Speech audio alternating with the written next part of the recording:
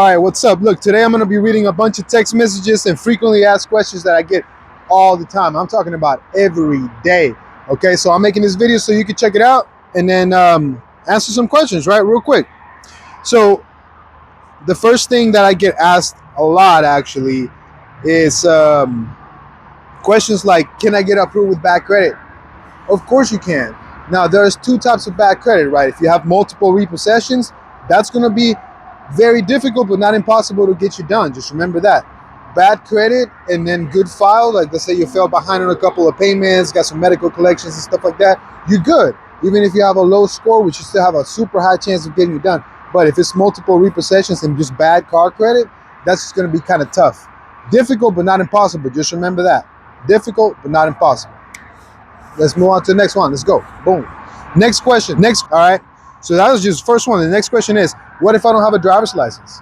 Well, if you don't have a driver's license, we can still get you done. Okay. So valid identification is what we need. We sell people with no licenses, people who come in, foreign individuals. We have a foreign individual program. We can get you done as long as you have at least one passport. We should be able to get you done. But if you're an American citizen and you have an ID or a license, it needs to be valid and it needs to be a government issued ID. All right, boom, come on, next one, let's go. Does applying hurt my credit? Does applying hurt your credit? Yes and no.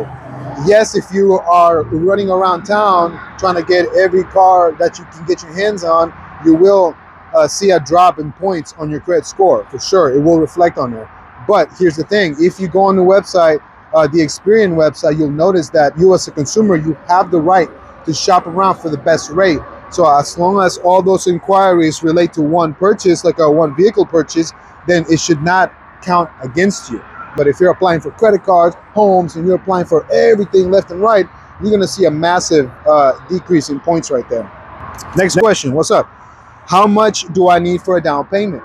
So how much do you need for a down payment? That's the question that I get all the time. How much down? How much down? How much down? What's my down payment going to be? What's my down payment going to be? Well, just to let you know, we can get you done with zero down. So if you don't have a down payment, don't let that stop you from moving forward and trying to apply. See, the answer is always no to a question you never ask, right? So can you get done with zero down? Most likely, yeah. Difficult, but not impossible. Just remember, difficult, but not impossible. Now, once we get past the zero down, we can get deals done with $500 down, $750, $1,000. As long as you got $1,000 to $1,500, that's the minimum range that we like to see. But just because you don't have it doesn't mean we won't try. We can still get you done with zero down. So come on, next question, let's go. Next question is, can I trade my car if I still owe on it? 100%. Yes, you can. What we're gonna do is we're gonna go ahead and cut a check out to your bank, pay off your car, and you're gonna be driving off in the new one. Super easy, super simple, just like that. That is the simplest way for me to tell you. If you owe on your existing car, you can still trade it in. If you are upside down on your existing car, what does upside down mean? It means you owe way more than what the car's worth, okay? Can we still get it done? Absolutely. We've had a lady who was $15,000 upside down. We're able to get it done on a vehicle, got her out of the bad negative equity and into a new car. She's loving it. She's very happy now. So don't miss that chance. Don't let that stop you. Click on the link. Let's rock and roll, baby. Come on. Next question. Boom.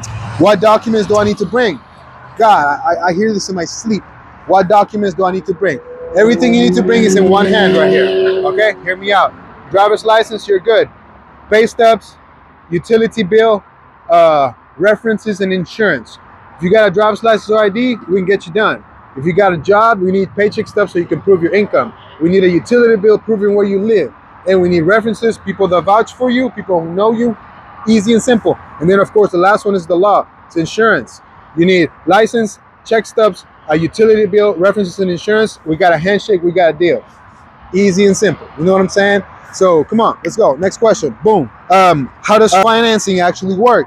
The way financing works is super simple. You come in here and you ask me to buy a car. You don't have the full amount ready to go. We have a partner who's a bank that's willing to give us that money. Well, give you that money to give to us. So you come in here, you ask me for a car, and I turn around and I ask the bank, hey, Mr. Bank, I have Mr. Customer here who's watching this video right now wanting to buy a car. Can we approve this customer? The bank says, you know what? Yes, we can. Here's the max amount. Boom. So the bank cuts us a check on your behalf and then you pay the bank back.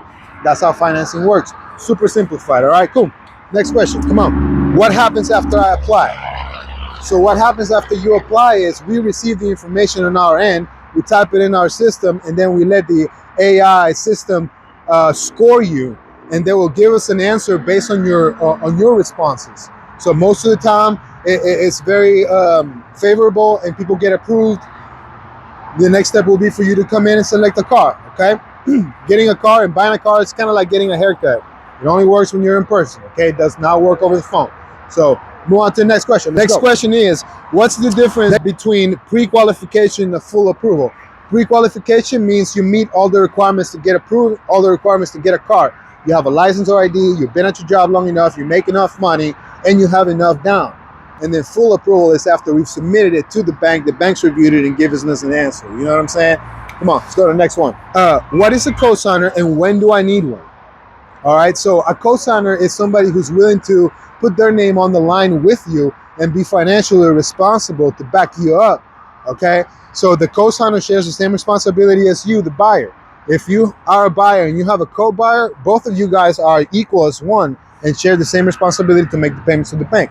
Keep in mind, the bank feels more comfortable loaning to two people versus just one, because if one cannot come through with the money, the other person may and should be able to do that since their credit is also on the line. All right. So here's all I got for today. Do me a favor, if you're still watching this video, please go on and click on the link. Let's rock and roll. Let's get you financed and choose from over 3,000 vehicles we have. We work with over 30 plus franchise dealerships, so we can get you almost anything that you're willing and able to pay for. Okay, so as long as we have an approval, we can find you a car regardless of where it is in the United States. My name is Jose. I want to help you out. Please do me a favor. Give me a call. The number you see on the screen. Click on the link. Let's rock and roll, baby. All right? Let's get you done. Come on.